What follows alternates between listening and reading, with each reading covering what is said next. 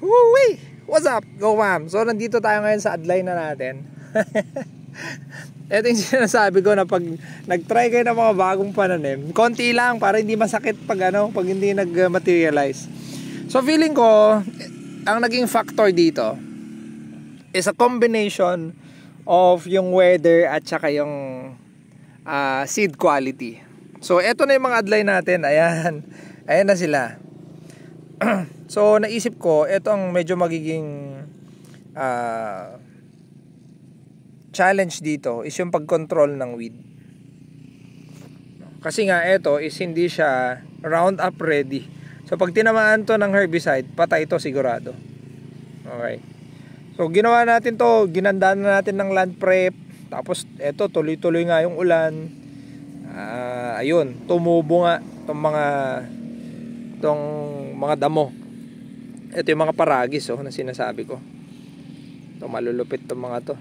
So anyway, magpapa-healing na lang tayo dito kasi wala tayong magagawa dito. Hindi natin may sprayan to no. So napansin ko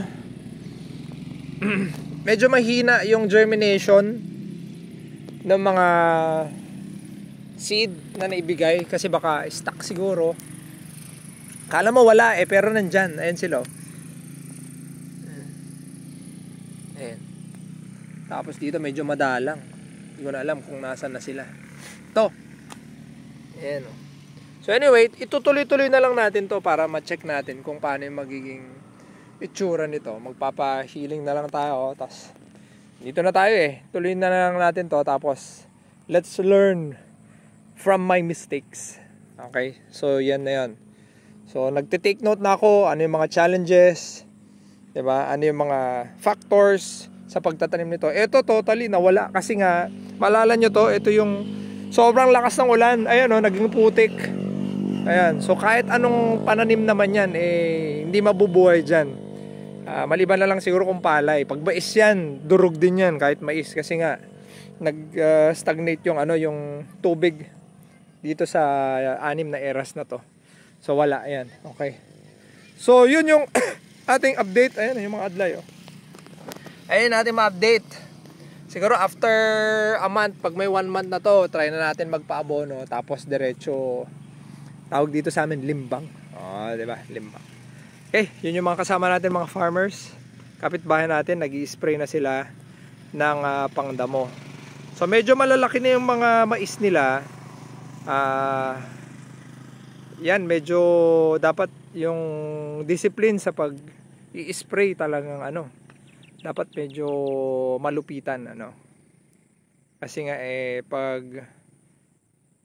madami kang baktaw pag ganyan na medyo malalaki, diba? Lalo na pag binilisan yung lakad or alam mo yun, pag pakyaw yung ginawa, mabilisan.